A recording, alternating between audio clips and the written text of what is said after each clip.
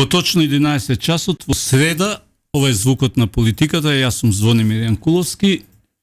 Денеска ќе зборувам со пратеник и лидер на Демократската партија на Србите во Македонија, Иван Стојковиќ. Добро дојдовте. Подобро најдов. Човек кој го знам долги години и кој според она што имав можност да го видам на социјалните мрежи, предизвикува особен интерес кај своите неподржувачи, што би рекол, или хейтери на во современиот вокабулар кој го користат на социјалните мрежи. Она што ме бенди се очигледно дека се работи за човек кој е доста провокативен и конзервативен и контраверзен во своите изјави, со оглед дека предизвикува такво внимание и такви напади кои доаѓаат од другата страна, од оние кои не се согласува со неговите изјави. Добро дојдовте во звукот на политиката. Ке разговараме за многу теми. Како ова го толкувате ова дека на социјалните мрежи доста сте актуелен во контекст на несогласување со вашите ставови, вашите изјави? Па не само не согласување, но и согласување. Не. Ова не темако. Според најавата, ова сметам дека емисијата треба да померите во 12 часот да биде тачно поднево на обрашен. Тоа е интересниот дел. Она што го забележав е стварно, мислам, гневот на оние кои не ве подржуваат, да не кажам оние кои ве мразат, во контекст на она што го изјавуваат, иако изјавите се доста релативно во мој контекст. Сепак се работи за политичар кој изразува одреден став. Мислам, знаете, се согласувате или не се согласувате со ставот, образлагате зашто не се согласувате, меѓутоа кај вас се оние што не се согласуваат најчесто го манифестираат омразата кон човекот и не кон изјавата, туку класично кон човекот. Што е малку изненадувачки ми беше.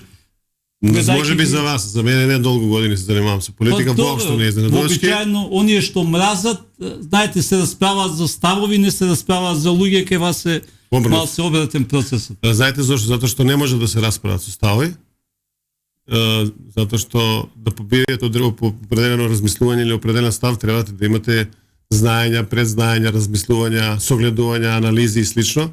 И кога така не може да ви се супротстават, ќе ви се супротстават со омраз. Едноставно вистината многу боли. Поготово во наши услови. Очигледно зависи која прима вистината, односно кон кого е упатена вистината. Јас сум рекол 3 вистински зборови се подобро ќе ја погодат целта отколку милион лажни ветувања и измислени приказни. Така да, и така се однесувам во политиката и секогаш се трудам кога ќе има провокација, да одговарам провокативно за да предизвикам реакција. И таа реакција кога ја предизвикувам сум спремен да одговорам на неа на 10, 15, 20, 30 начина и обично се случувало кога биле такви состојби, кога биле закажувани интервјуи, многу мина да се повлечат, затоа што многу лоше поминале во тие диалози и разговори со мене и гледам дека избегаваат. Зошто избегаваат? Ја не избегавам. Не, вие сте новинар. Јас ви зборам за новинар. Далеко од новинар. Добро, не, као ете во функција на подкастот е она што мислам дека е во функција на слобода на изразување и во основа разговорот е тука да размениме ставови. Многу мина избегале од закажани средби, да не ги бројам, може ги еден куп луѓе да набројам од македонската политичка сцена кои избегувале дојде со мене. Јас ќе ги кажам и зошто. Проста причина што нивните лаги не може да излезат на крај со мојата вистина. Па добро, во овие 7 години се изнаслушавме лаги, мислам, дури целата власт беше положена на една голема лага, така што не ни добивме некои извинување или покајување за она што беше кажано во текот на 7 години. На крај се обидува они, кога видоа дека не блескаат толку многу кога што правеа кампања. Како мислите да блескаат? Тие не блескаат од кога ја земаа власта. Така беше нивната кампања цело со години, дека блескаме. Најдобри сме во права шампиони во развој, шампиони во инвестиции, се најдобри сме. И крајот дојде до ситуација да се извинуваат на граѓаните за состојбата во која довеле и ги довеле и граѓаните и државата во целина. Па не гледам дека извинувањето им беше прифатено од граѓаните со оглед на резултатите кои беа покажани на изборите, така што да дојде до тврдо приземљување на нивната политика, односно се струши авионот, паѓајќи ги потепа сите падници од авионот наречен СДСМ. Се почна со авионот, со со показалецот во чест на отварањето на преговорите со Европската унија. И заврши со тврдо приземјување. Па ја мислам дека баш и да, и тоа е коректен израз, затоа што премногу сме коректни во држава, тврдо приземјување, ова е класично пикирање во земја со авионот, мислам, затоа што 18 пратеници од кои ги имате 4 месечини од други политички партии ви покажува која е реалната моќ на социјалдемократскиот сојуз во моментот. Вчера во собранието може да се види една тажна слика.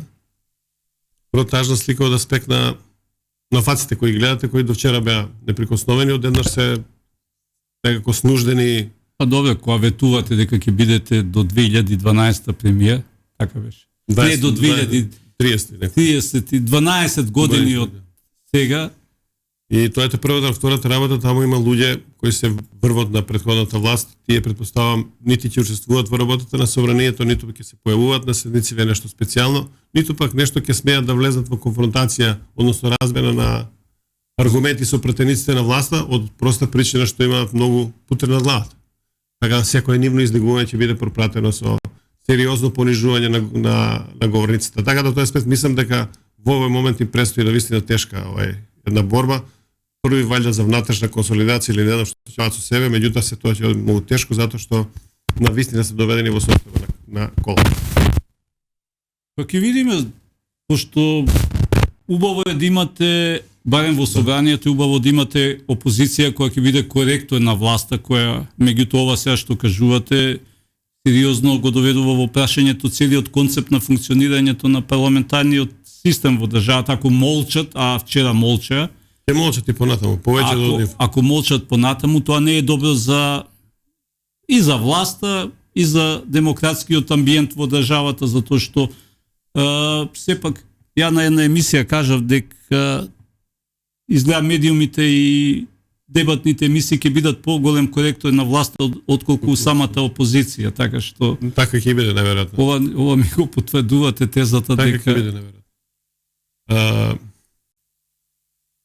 Знаете како, јас не сум присталица на ови што тврдите дека ќе нема демократија и така натаму, и тоа нема да биде добро за демократијата. Нема да биде убаво за демократија, за амбиентот. Јас сметам спротивно, државата се наоѓа во, условно кажано, во може сериозна криза и може да се има сериозни проблеми, и мислам дека во овој момент една државата е потребно монолитно единство на сите структури за да може да се некои работи покренат од мртва точка. Така да тој аспект може би е добро така. Следното кој ќе видиме. Нека направи некој 30, 40, 50 пратеника. Па нека се обиде или да биде добра опозиција или да формира влада и така натаму. Како мислите да направат? Во догледно време тешко дека некој си сега да видиме, сме живи и здрави, знаете како. Јас само тврдам дека во овој момент можеби е најдобро да Македонија има чврста и стабилна власт, од проста причина што проблемите со кои се соочува мора да постои монолитност и единство на целокупната државно политичка структура.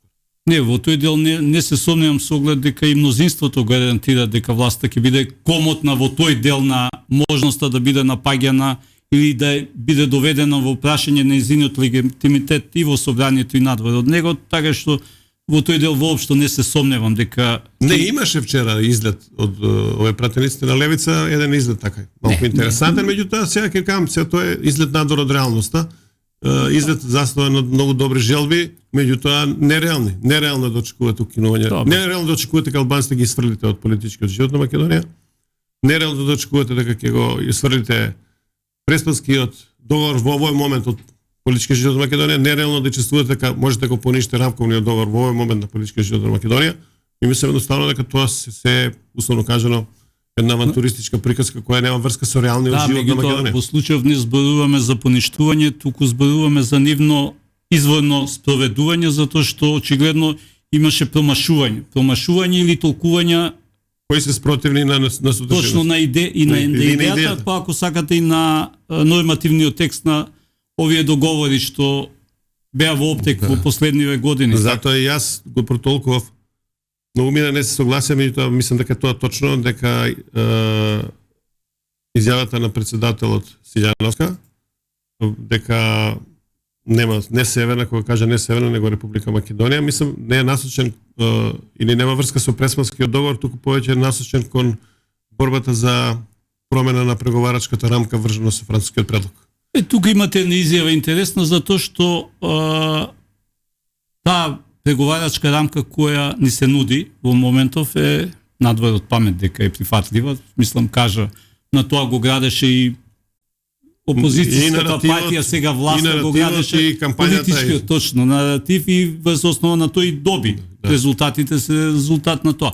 Меѓутоа, она што цело време власта, веќе мината, се обидуваше да го наметне дека тоа е една за секогаш дадено и дека ништо не се менува.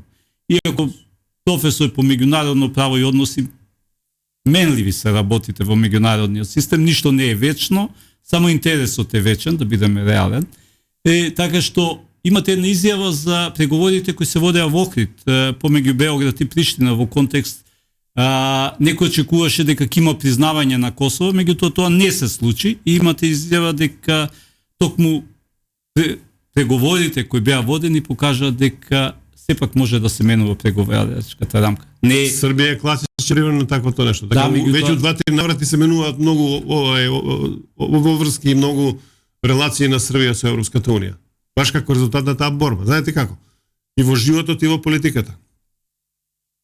Тоа е секој оној што престанал да се бори, знаете како. Се бори се за живот, ќе живеете. Ако се борите да умрете, ако не се борите живеете, нормално што се следи колапс. Така да поготово сега кога тоа ќе го преведеме во политиката, мртви се нациите што не се бореле за сопствен опстанок. Мислам да ги речистиме тие работи. Историјата на неколку пати тоа го потврдила дека многу од нациите ги прекинале борбата за својата самобитност или борбата за својата држава. А сонот на македонскиот народ, кога што веќе живееме во Македонија, е конечно нели да се има своја држава и да се одлучува за животот во неа. Да, меѓутоа со години не убедува дека сме мали и беззначени и дека мораме да ведниме глава и да прифаќаме сето она што ни се нуди на маса, дури да биде на штета на нашиот идентитетски опстанок, ако сакате, или опстанокот на државата, со цел дека не сме доволно мокни, доволно силни да се избориме за она што е наше и она што е наш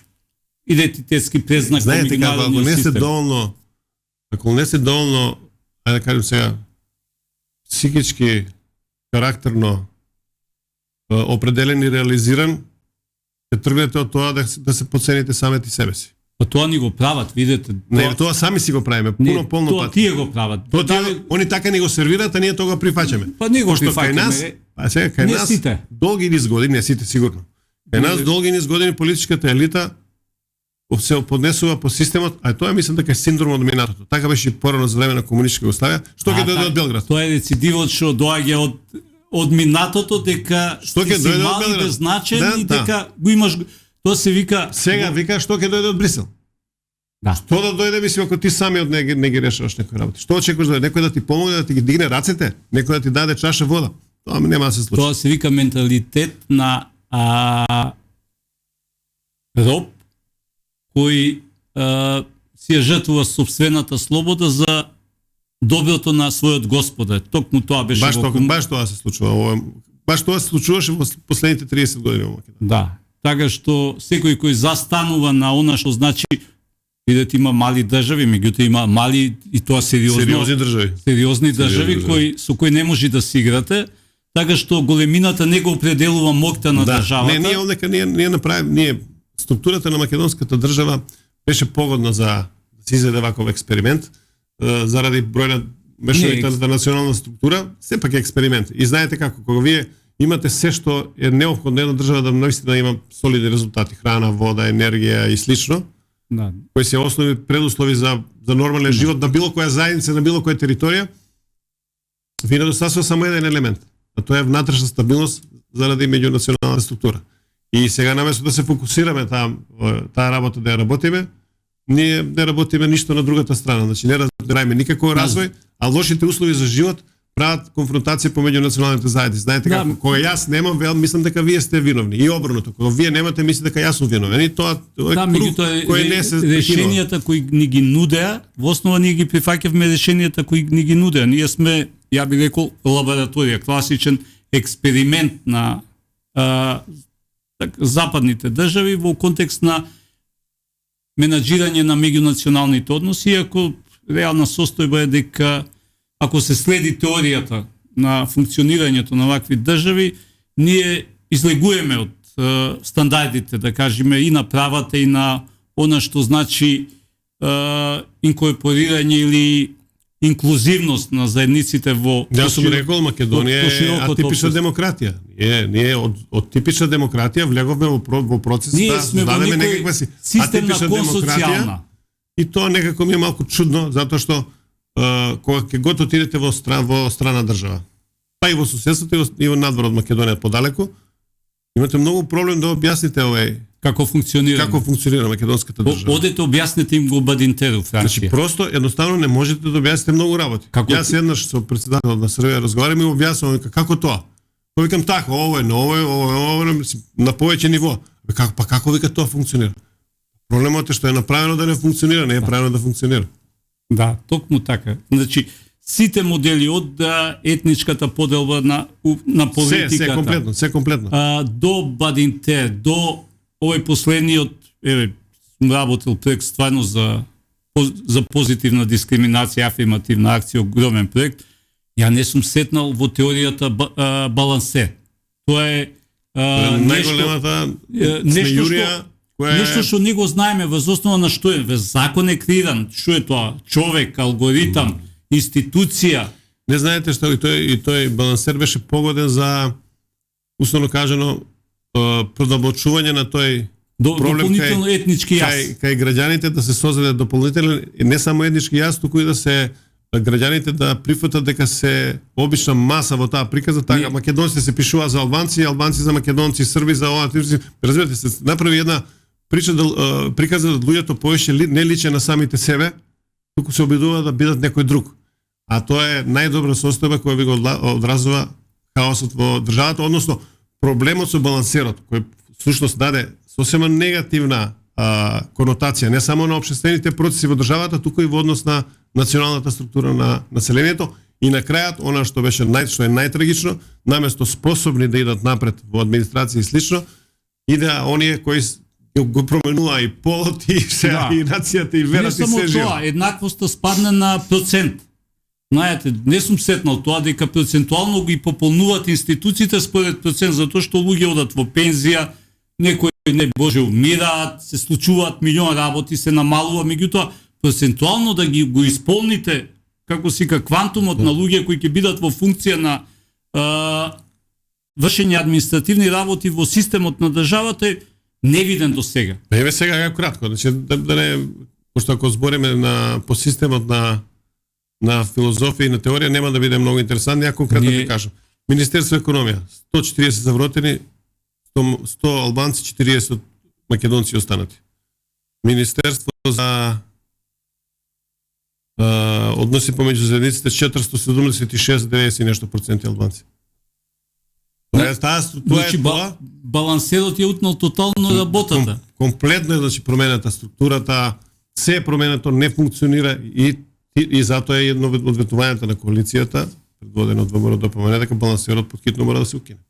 Не, мислам, еве, ако е и за позитивна дискриминација, да се... Нема надминато е се што е, некаква позитивна дискриминација, ова е лудица. Ова нема врска, затоа викам, значи сите модели, од Бадитеровото мнозинство, одите на у Франција на универзитет, кажете им го како функционира, затоа што повеќе нагиња кон социјална некоја демократија, која не е нешто успешен пример на демократија, ако сакате Либан земете го, па ќе видите колку е успешна, и други држави, Белгија може мање више да ја земете, и ќе видите колку е успешна.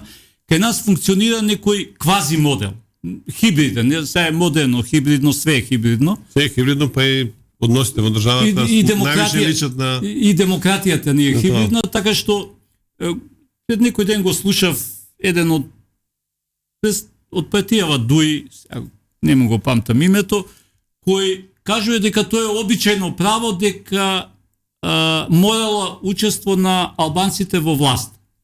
Да кажеме, тоа сме го прифатиле како начин на релаксирање на меѓуетнички односи во државата. Меѓутоа, каде е тоа запишано? Знаете, ако сте позитивиста во правото, во основа ги барате решенијата во Уставот. Уставот нема такви. Затоа се дојдовте до вистинската тема и во вистинските прашања, затоа што се враќаме на рамковниот договор. И рамковниот договор тоа не го предвидува. Не, се враќаме на рамковниот договор затоа што ова што е произлезено од ова што го зборувате е некаде резултат на толкување на рамковниот договор. Значи, сакам да кажам дека рамковниот договор кој беше договор за мир, кој значи одредена можност некако работите да се стабилизираат во државата, излезе од својата суштина и содржина. Мислите ја надмина? Ја надмина рамковниот договор, како велеа албанците тогаш. Го толкуваме духот на рамковниот договор, не она што пишува во рамковниот договор. Знаете кога бркате духови ќе истерате ѓаволи. И сега ние истеравме во Македонија ѓавол. И затоа не функционира така институцијата, односно не ни функционира така институција, затоа политичка живот не функционира така како што не функционира, односно не ни функционира, затоа економијата не функционира така како што не функционира, односно не функционира, и едноставно и луѓето се збунети и целокупната држава е доведена во еден психотичен, јас би рекол, хаос, каде што и граѓаните, искрен да бидам се повеќе, мислам дека се свести што се случува или мислам дека и они веќе не можат да најдат кој би бил вистинскиот начин и каде да се оди, што да се прави. И затоа многу голем број од луѓето се одлучуваат да заминат. Затоа што не гледат можност ова што е замачкано на некој начин да почне да се исправа. И тоа е главниот проблем на новата влада која мислам дека ќе мора да вложи сериозни напори да ја врати вербата во институциите на системот. Јас сум припадник на постарата генерација политичари и јас ја држам она школа дека граѓаните без државата се ништо. Државата е она крајна граница на слободата, ме разбирате? Таа треба да ги чува нашите слободи и права. И ако ние немаме таа држава која ќе ги чува нашите слободи и права, ќе немаме границата на нашето постоење. Неки го немаме нашето постоење. И плюс тоа нормално. Тоа се нема границата, се знае. Тоа се повезани, ние сме во некој процес на обезличување кој сами го дозволивме да ни се случи, затоа што прифаќајќи безрезервно она што ни се сервира од надвор, ние претходната власт не доведе во ситуација дека еве дури името Македонија да не можете да го изговорите слободно во она што значи во приватна комуникација. Некои работи очигледно отидоа предалеку. Новата власт има и тоа како сериозна задача да ги врати, прво да ги врати во нормала, па ако сака да почне да ги надградува, односно да создаваме поинаков амбиент во државата, така што тоа е мултиплициран процес, мора да биде кој мора да се игра на сите фронтови. Од враќање на, односно од правење на сите работи кои ќе го избегнат новото национално понижување, односно ќе вратат достоинството на граѓаните, од една страна до друга страна каде што ќе мора да се и работи нешто затоа што без елементарни услови за живот, односно без засилена економија, едноставно работите ќе се враќаат повторно секогаш назад. Да. Така фронтот е многу широк и затоа мислам дека е добро што е ваков политички амбиент во овој момент со големо мнозинство во собранието, со политичка стабилно мнозинство, и ако се најде некаков компромис во тие разговори и во тие слушувања, мислам дека ќе има простор таа политичка волја да се отелотвори барем во нешто што граѓаните ќе може да го почувствуваат. Во спротивност нема ни ние долго да траеме. Да се надеваме дека ќе траеме, затоа што ветувањата, мислам и очекувањата на граѓаните се во таа насока, затоа и големата доверба што ја дадоа на владеачката партија во моментот која ќе прави влада, се надевам наскоро што побрзо, затоа што стварно нема време за чекање. Ја мислам дека побрзо ќе оди. Предолго чекавме и добри, целиот концепт на формирање на влада мал се ми пречи, победникот го доба мандатот, па сега веќе имаме ситуација да веќе сме пред крај на формирање, така што мандатот ќе биде само во... И имате една нова вчера, позитијат пак до македонската демократија. Имате председавач на собранието чита стави, вели, во моментот на прогласување на претениците, сите оние што носат одредени функции, им престава мандатот на други функции, единствено... Освен Натала Џафери, ако не се лажам. Само Натала Џафери не му престанува. Па добре, мислам, секогаш ме бендисуе како го читат уставот и законите, мислам, и пазете. Знаете како? Местото е таму кај кај што се крие. Знаете како велат дека и ѓаволот може да ја протолкува Библијата за своји потреби. Така и они се ја толкуваат како го потребат. Може, меѓутоа за тоа имате уставен суд.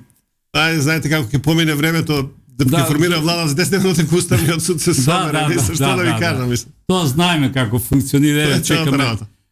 Едно прашање кое денови го слушам и ми поставуваат што со она што се случуваше кога се конституираше претходната власт во собранието, односно кога се конституираше претходното собрание. Што со тој процес, затоа што стана многу нејасен. Како во поглед на гласањето, така во поглед на броењето гласови, така во поглед на кворумот кој беше, со кој се изгласа.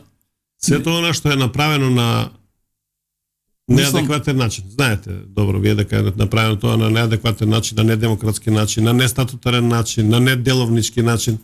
Ќе дојде време кога ќе мора да се отвори. Не ќе мора затоа што граѓаните мене ме прашуваат што мислам како да им објаснам, викам креваат две раце. Не се крeva, мислам имате, ако не се лажам, електронски систем. Има и снимци, има се може да се утврди, значи не е тоа сега некаква тајна. Меѓутоа проблемот е што политиката, односно политичката атмосфера и сето тоа што се случува и во окружувањето во Македонија не дава доволно услови некои работи да се отпочнат. Некои работи сигурно ќе се отпочнат. Меѓутоа некои работи ќе мора да се внимава затоа што луѓето не знаат дека е страшен притисокот на меѓународната заедница по многу прашања кога станува збор за внатрешно функционирање на државата и тука ќе мора да се, јас ќе бидам малку слободен да кажам, ќе мора да водиме по јајца за многу работи. Така да тој аспект мислам дека ќе мора да бидеме многу внимателни. Да направиме штета некаде на друго место за да можеме да си ги решаваме овие проблеми. Да, меѓутоа никој одговори ќе мора да се побара затоа што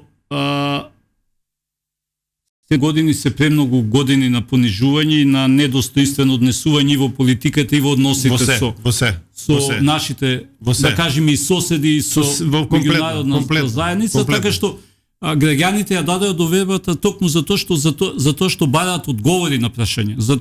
Граѓаните сега и тоа тука мора да се биде реален. Не можете на граѓаните веднаш да им одговорите на се. Граѓаните мора да видат дека имате намера и желба работите да ги терате во тој правец. Па сега како ќе ви дозволуваат околностите, вие така ќе се однесувате. Не може да мислите граѓаните дека ние сега ќе дојдеме и сите одеднаш работи ќе ги решиме. Просто не е возможно затоа што системот не е така концепиран. Меѓународна политичката положбата не е таква. Окружувањето не е такво, политичките односи во светот не се такви и ќе мора да бидеме многу внимателни. Значи да ги бираме само оние потези. Посебно во новата геополитика во светот. Посебно во она што се случи, што ќе се случи во нареден период. Така да тој аспект ќе мора да бидеме многу внимателни да ги бираме темите каде што ќе можеме да поминеме од радар. Една е сигурно, тоа е корупцијата, ќе мора тука брзо да одговорите, мислам, затоа што ако не се лажам, го заборев кој беше премиер Бучковски или беше кој дојде кој рече дека од утре нема корупција во Македонија, тоа вака. Мислам декларативно. Мислам ме бенде се затоа што ќе пресечеме. Со нас престанува корупцијата, се надевам дека со новата власт нема да престане корупцијата, меѓутоа ќе почне борбата против корупцијата, сериозната борба која ќе ги ја намали до прифатливи можни граници. Мислам, знаете кога го аплицирате принципот на владење на правото, дека правото е еднакво применливо за сите, тоаш и борбата против корупцијата е реално можна. Она што претходите не го правеа, вајда оваа власт ќе го направи и тоа тука нема Јас не можам да зборам во туѓе име, ја зборам за себе, ние пред некој ден така разговараме на таа тема дека сите кои ќе се занимаваат со корупција ќе бидат фатени, ќе бидат разрешени од своите функции слично. Ја кажам добро, ако мене ме изберете, мене никош нема да може да ме смените. Зошто нема да се смените? А ја ако толку години се корумпиран, нега се вајда на целата кариерата да се корумпирам. Значи не е проблемот само корупцијата. Треба и да се сработи нешто. Не, затоа го кажавте тоа на многу фронтови ќе се оди. Многу фронтови треба. Меѓутоа ова е стварно рак рана кој едноставно не влече доле. Таа е вербата, за таа верба зборев кај граѓаните, за граѓаните да видат дека некои работи што се случувало порано сега не се случуваат. И ако тоа се види, тоа е еден голем плюс за новата влада. На некој начин се знаете како две основни задачи имаат политичарите во својата работа и во своите функции кои ги вршат. Тоа е да дават надеж и да отварат перспективи. Надежта се дава. Надежта веќе живее. Со тоа дека она е дадена со ветувањата кои се дадени. Меѓутоа мора и оне другиот дел да се. Точно и Така затоа за што да може да затоа што граѓаните очекуваат. Знаете, да. ваква доеба кога ќе ви дадат 58 пратеника, они очекуваат дека вие ќе сериозно ќе преземете се зафатите со решавањето на проблемите, затоа што ги имате наталожено. наложени се многу работи. Да не зборам сега, мислам, ќе да не бидам што викаат деветиста, значи сериозни се проблемите. Навистина се сериозни. Навистина има се бара многу работа. Реално зборам, не измислам ништо, не сакам да бранам никого однапред. Граѓаните Ќе биде лудница од работа. Не, тоа верувам. Тоа верувам. Зато нема да може да се никому промени нема да ништо биде ако не се померат работите од затоа што штетата е голема направена во претходните 7 години и ќе работите да се помернат чекој по чекој, така што и мал, како си ка помак ќе биде значен. Ќе биде значен.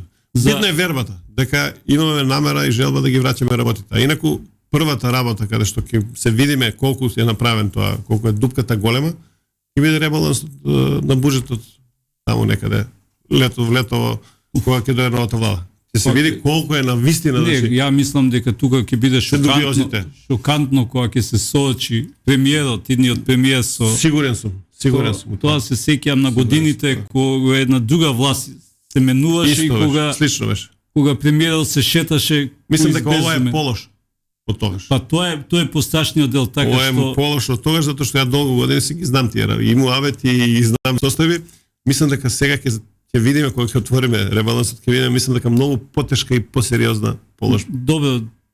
Позитивниот дел е дека има луѓе кои го разбираат тоа и сериозно мислам го разбираат. Веќе се работи на таа тема на стабилизација на буџетот, така се работи тој дел е некако помирен сум дека со нив дури таму кај што нема пари на времето знаеле да направат пари и знаат како да го водат. Знаете како да не се, значи секоја држава има своји инструменти за да решава одредени прашања. И новата власт ги има тие инструменти, новата власт веќе мислам јас познам луѓе пред превземање на власта некои работи за да завршени, само чекаме да се отворат процесите за да можеме да влеземе во некаква стабилизација. Така да овој процес за кој зборам јас се работи веќе подолго време, барем колку јас сум информиран. Супер, тоа е пака за слушателите добар сигнал дека работите ќе се менуваат затоа што сега ви кажам че година дена се подготовките за ова. Не е сега од вчера ова. И за буџетскиот дефицит и за средствата за функционирање на локалните самуправи и за она што се ветување дадени. Значи, се направи година дена се работи ова приказ. Не ништо како да кажам нема да биде не сме дошле сега тоа прво ќе го правиме. Не, мислам дека треба да ги кажеме на граѓаните дека скоро целокупната таа програмска приказка од економија до инвестиции и така натаму веќе полека но сигурно е затворена.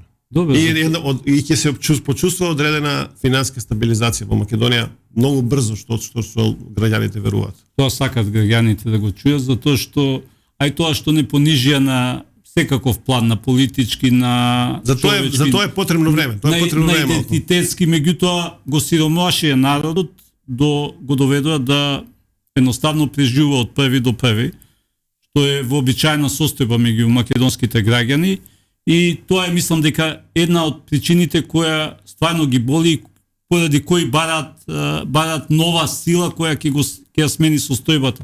Затоа што до накачување на просечна плата па фалби дека се качува кога гледате дека со поголема плата може да купите помалку реално без реална вредност 7 години. Без реална вредност, така да.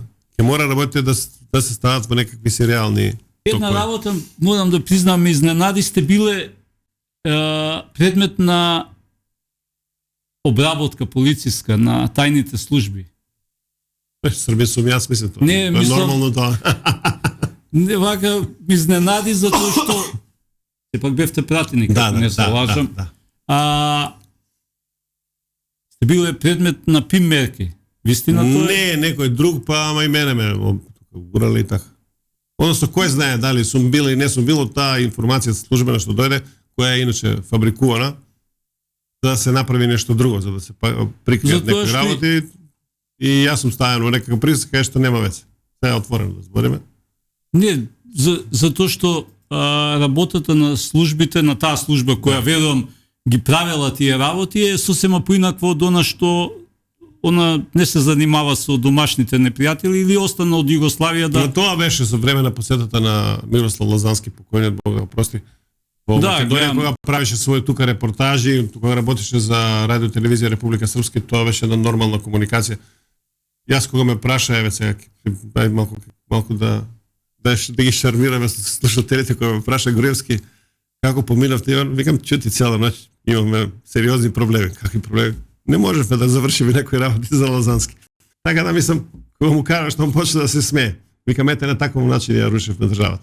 И он почна да се смее. Викам, пове не се тачи. Па сега што им правиме? Тоа не, начинот на функционирање не е нешто што е непознат, затоа што во 90-тите се брка, како сика опозицијата се бркаше. Значи, тој идеолошки менталитет на функционирањето на тајна... Не се променил. Не е променет и тоа ме разочара затоа што го променивме називот. Само името е променето. Името го извадивме од полиција, од Министерството за внатрешни работи, меѓутоа менталитетот не се промени, да се ги барат непријателите внатре во собствените редови, односно во македонските. Представниците на у Македонија ќе кажат помалата, една од помалите етнички заедници, иако терминологијата е... Јас сум политичар, непозната. партија, непозната терминологија. Непозната е терминологијата, знаете, кога барам во книгите, вообичаено терминологијата изменета од 2001 со рамковниот договор, што кажавте, некои работи не се вклопуваат кои се обидите. Па затоа ви кажав, гледам дека сте македонски политичар. Апсолутно дека сте македонски политичари, тука нема дилеми. дилеми. Ја немам дилеми по таа работа.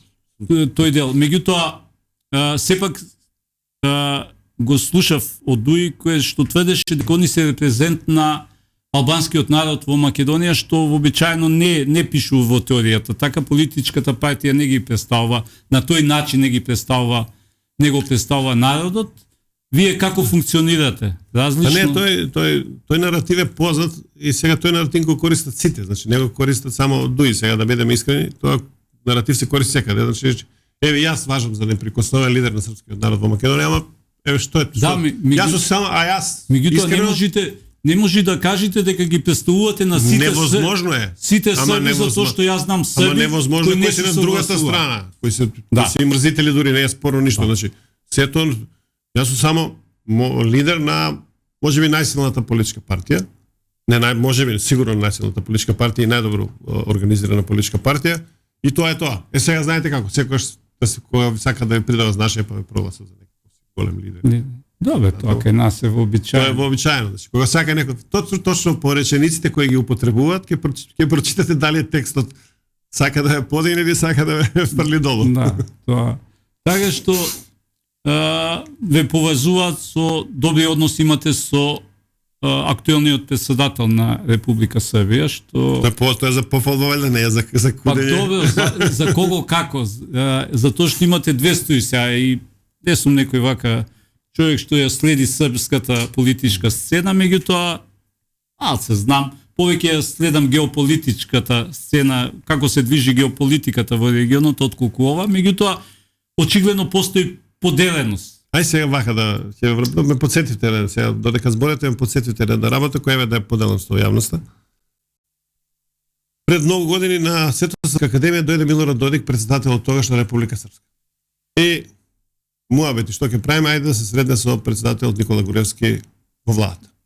Ајде ќе организираме. Да се сретна они со Никола Груевски. Тогаш се заврши работава, си замина Додик едниот ден, ние останавме тука.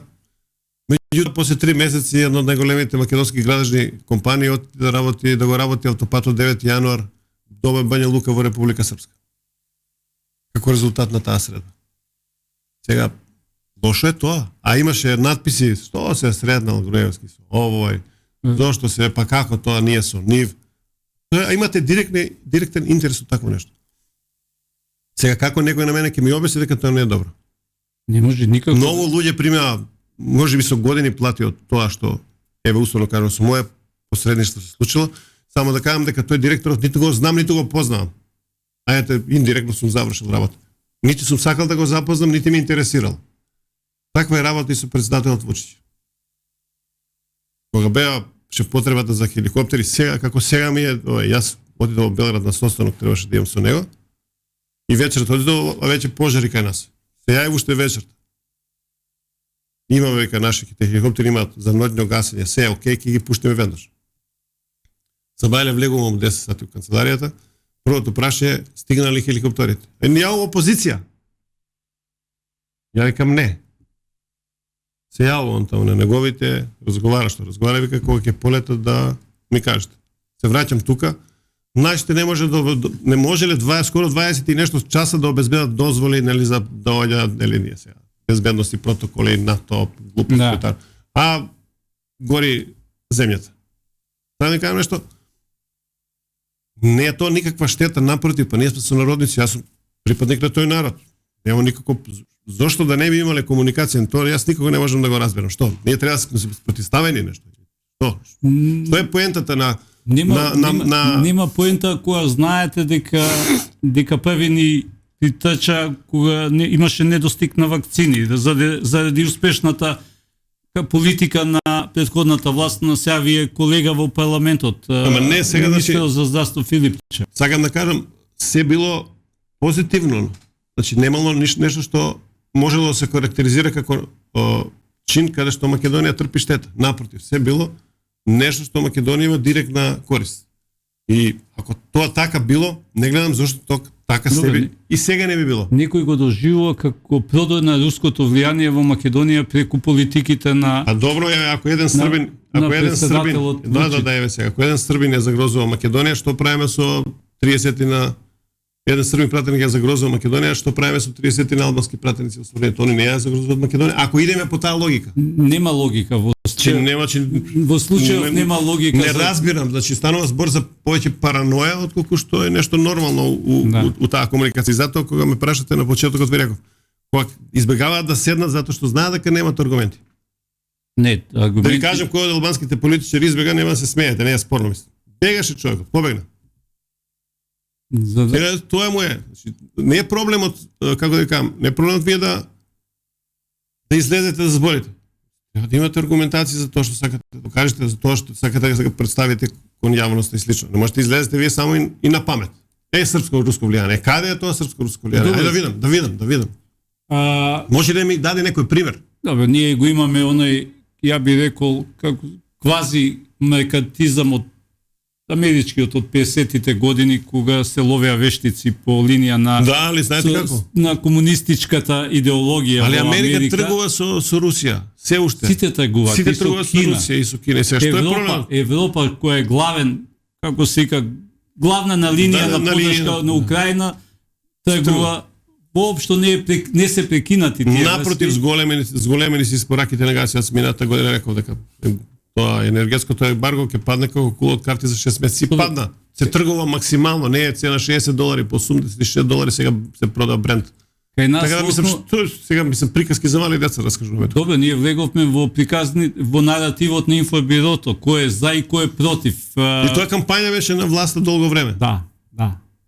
Не е реална кампања, затоа што реално руско влијание повеќе или помалку. Ај сега реално да бидеме. Никогаш немало во Македонија. ВМРО ги обвините за руско влијание, мислам, стварно вие сте за страни лево животот, мислам, тоа и политиката. Тоа е непознавање. ВМРО да го врзи за Русија, тоа е тотално непознање на историјата. За политички може да го направите, меѓутоа мора барем малце усул да имате во која насока се движи и сега не каде се центрите. И сега не знае како да нападнат ВМРО, го направи. А коалициониот партнер на Мисковски, он бил Русија, па да, сум бил, што е спорно крил. Еве се, мислам, немам, те ми забрани некој да идам, што? Не, тоа е, добре, тоа е начинот на размислување на оно што ви кажав, на менталните робови кои му служат на својот безпоговорен Господ, безпоговорено му служат на својот Господ, дури и за оние работи за кои Господарот не го бара тоа од нив. Еве, ја ви кажам, че ја отидов во Москва и се свикав со ќерка ми на тоа најважната Московска улица. И како напишал, Бошаја Русија и точка, не така нешто. И новински надпис. Ми се јави новинарката. И ја разговарав се нормално. Дојде ќерка ми таму работи, така живе. Вика, он се фали, дека со ќерка му се фали, дека, па имам да се пофалам со моето дете, глупости, си не видам, ми се како викам. Ама он таму бил, што рава? Дали сте нормални луѓе, дали имате 3 грама мозок, мислам. Дали некој размислува со главата сега, како да ја кажам нешто? Па еве, Океј, јас разбирам тоа, таа анимозитет кој постои во високата политика, затоа што е борба за големи интереси. Се разбирам. Али ова е секојдневен живот. Вие тоа што од големата политика сте го зеле како приказ да се обидувате да го преселите на најниско ниво. Мислим будалаштина обично. Тоа е сликата што треба да му се представи на Господарот на газата му кажете, еве ние ги пратиме овие што работат. Да, ние сме поголеми, како се вика. Дајте ни уште грантови ние да. И тоа е најголемата грешка на Соединените американски држави, на најголемите, да не кажам тупомаро си дадал пари и ги доведал понекогаш му може неугодна ситуација ги доведал американци. Имаше такви констатации од еден од амбасадорите дека вложувале пари, а немале за возят ништо, најчесто усудството со тоа. Усудството знаеме се. Тито забораваат дека тоа се промашени инвестиции. Знаете, кога давате пари, јас сум фулбрајтовец и знам како изгледа кога даваат Соединетите американски држави пари за проекти. Во основа ги давате на она што вреди. Кога ги дадите на луѓе кои ниту имаат познање, ниту имаат способности, ниту вештини, тоа е промашена инвестиција во човечки капитал. Сега да барате да ви се вратат парите, треба да ги барате од луѓето што сте им ги дале. Така што тоа мислам, али добро.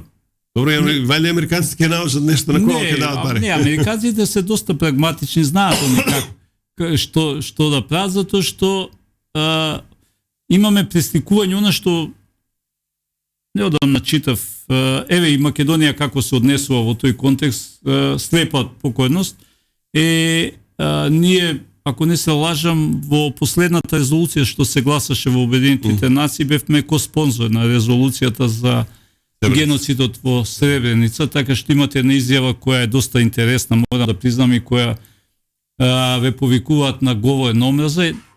Јас сум од тие што америчката школа ја следам, дека слободата на говорот, основа говорот на омраза е европска измислица, од страфот, токму од геноцидот германскиот, од фашизмот, нацизмот во Германија и слично. Повеќе сум дека многу е компликувана темата. Знаете, идејата живее онолку колку што има консументи, да бидеме реални. Тоа е америчкиот концепт, вака накратко. Меѓутоа, вашата изјава за резолуцијата и нашето однесување во Обединетите нации предизвикува доста реакции во соседна Србија. Дури Сабајле имало реакција во контекст на нашето однесување на нашиот амбасадор, кој спомна со име и презиме. Да, и со тоа дека можел, имал, сега дали имал или немал инструкција да напушти салата кај што се глас, меѓутоа тоа не знаеме. Јас знам дека имаше инструкција од предишниот министер, тоест за надворешни работи, да гласа позитивно за резолуцијата. За тако крупно прашање тука мора да е вклучен и председателот сега, да не. Тој дел малце ме збуни и мене, затоа што кога предавате меѓународно право, велите три столба во надворешно политичкото одлучување и креирање, тоа е председателот, премиерот и министер за надворешни работи. Морал да има министерот согласност. Да се лажеме. И тука сте во право. Лажеме, мислам, да не ги лажеме граѓаните. Затоа што Бојар Осман е крив, да, како не. И најчесто он е виновен секако, меѓутоа амбасадорот не е крив за тоа што амбасадорот он доби инструкции. Функционира по основ на инструкцијата која добил од министерството, не може да остапите да кажете слушајте, одма ќе ве повикаат назад. Ај сега вака да Меѓутоа имате изјава интересна каде што велите дека се работи за некрофилски Дизниленд. Сега ви објаснам. И ај прво вака да се тргнеме од прагматични причини. Прво, Македонија и онака ќе гласаше за резолуцијата. Без помпа. Што и требаше на Македонија да биде ко-спонзор? Знаете дека ако станете ко-спонзор, го подигате степенот на непријателство кон Србија. Свесни сте за такво нешто. Значи, како држава, како политичар, мора да сте свесни дека тој потек значи тоа. Што е интересот на Македонија такво нешто да направи? А ќе бидам искрен да ви кажам, дополнително ќе дам толкување дека ние да гласавме немаше да привети никој. Не, ние сакаме да бидеме поголеми папи од папата. Тоа е проблемот.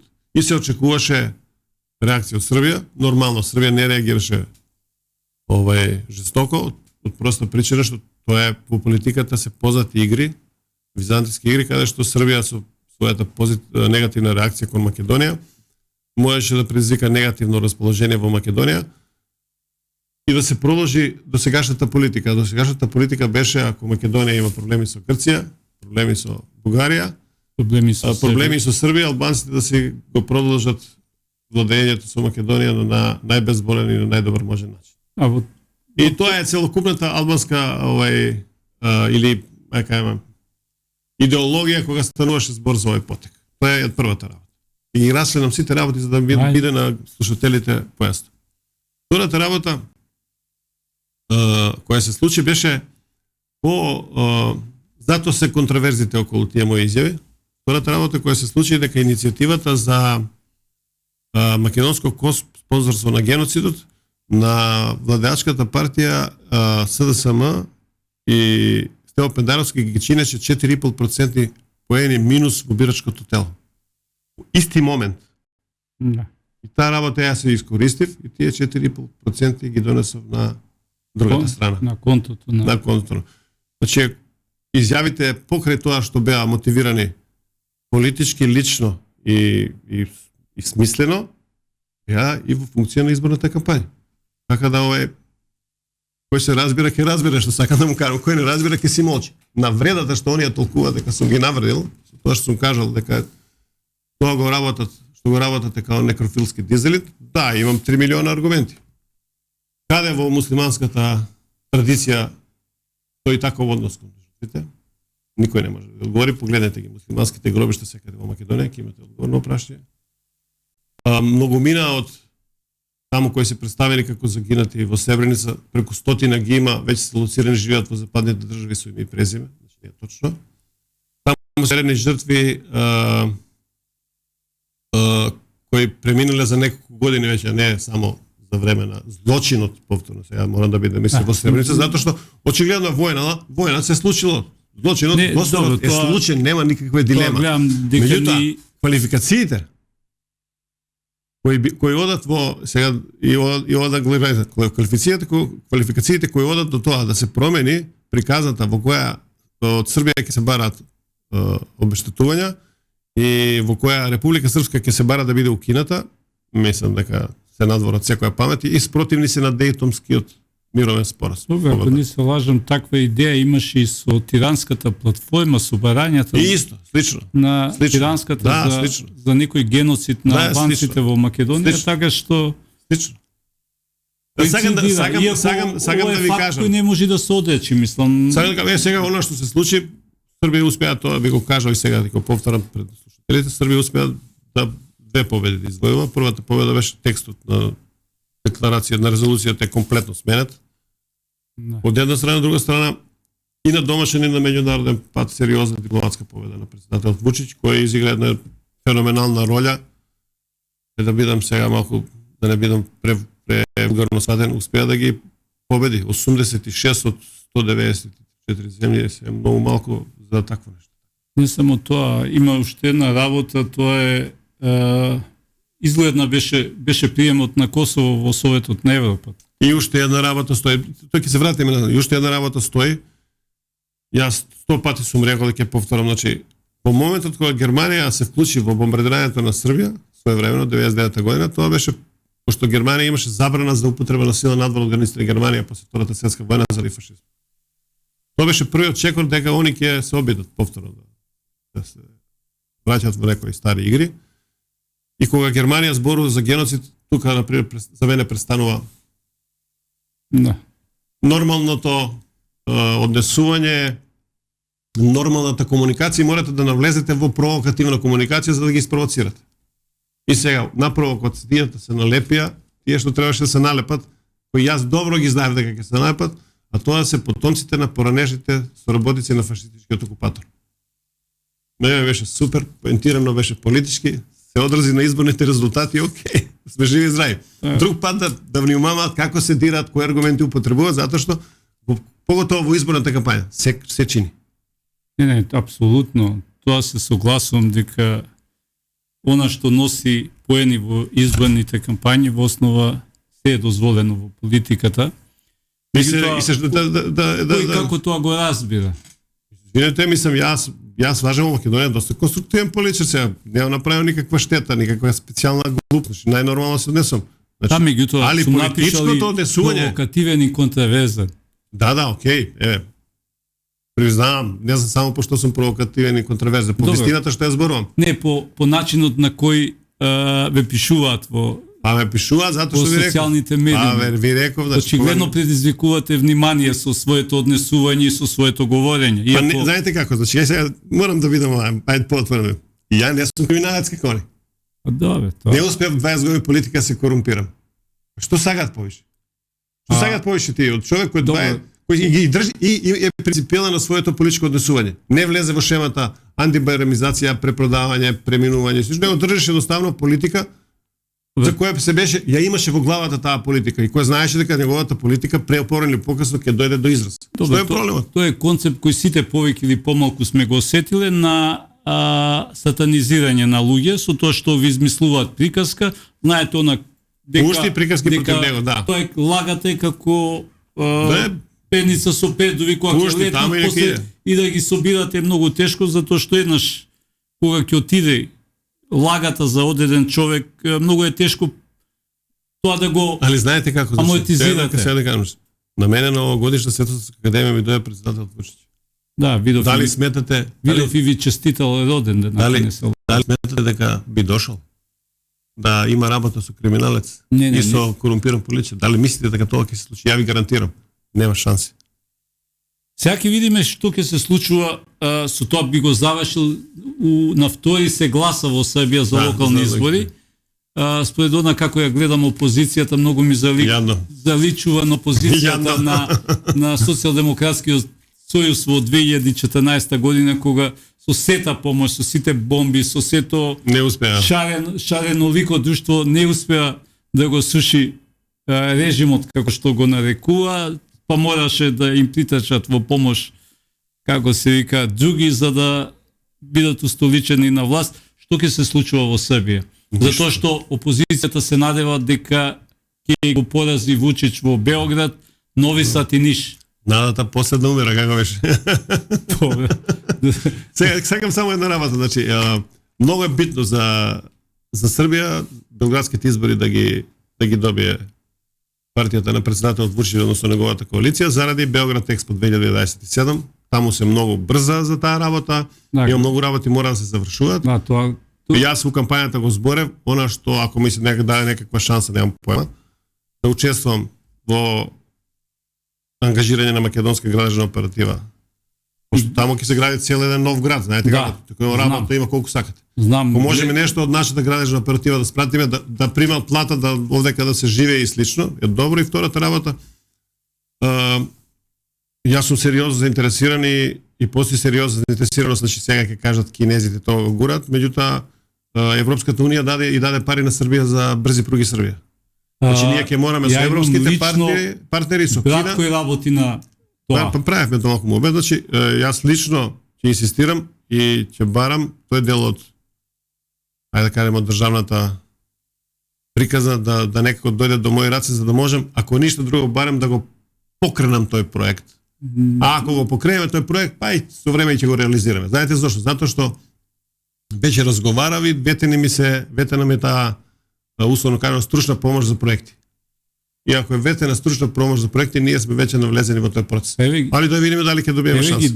До суботица беше планирано, јас знам, за ноември, веќе е поместен датумот за 3 месеци, така што веќе тргнува кон Македонија веќе. Тестиран возот, сега е следната делница ќе биде кон Ниш и ќе тргнува кај тебе на кај Македонија, така што да ви посакам да успешно да го доведите тој проект кај нас, затоа што со оваква брзина на возови што имаме и дали воопшто имаме возови во моментов, не стигаме нигде, а најмалку таму кај што сме тргнале во Европа.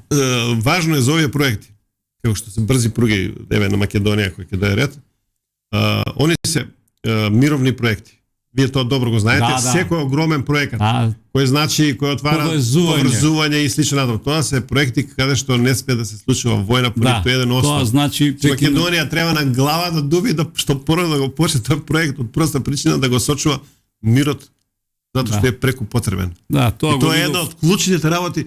Ја мислам, сега не знам, вајда некој размисли уште осим мене тука, немам појма сега. Не, вајда се надеваме дека Јас ова затоа дека што има повеќе сега има луѓе кои ќе размислуваат, до се има да, ама јас сега ова намерно се повеќе го потенцирам минува. за да може да некако да почнеме. Ако Не. почнеме ќе тераме новата. Тоа е добар знак. Ќе биде и не само за повезување, помирување, туку и пат за Европа, затоа што оној момент кога Хрватска, знам, оној последниот дел од границата према Србија го направи автопат, завршена беше приказката во односите меѓу двете држави. Така, Има шанс, ако се работи, јас сметам дека има шанс. Ако не, сега да сме живи здрави. да видиме. Ќе дадеме на владата 100 дена мир. Ја со оваа емисија го затворам првата сезона, иако влегов во еден проект кој мислам дека е корисен затоа што теа да го потикне слободното размислување во држава, посебно на луѓе кои се на одреден начин пасивизирани. Зошто не знам, од страф, од конформитет кои самите си го наметнале. Сами си го. Така сами се си го обидувам наметнале. да ги извадам на јавна сцена да проговорат за она што е нивна експертиза, она што го знаат. Така со вас ја завршувам оваа сезона. Добре, Продолжуваме во октомври. Успешна сезона. Таман владата ќе има што веќе да покаже веќе, до ќе има нешто, до али 1 опипливо. октомври. Ќе мора да има нешто затоа што очекувањата на граѓаните се многу големи. Ви благодарам на гостувањето во Звукот на политиката, да ви посакам успешни парламентарни денови. И да, ќе ви треба да ви кажам, ќе ви треба многу сериозно тоа. Ќе биде. Јас се надам дека ќе мислим, сега дајте како.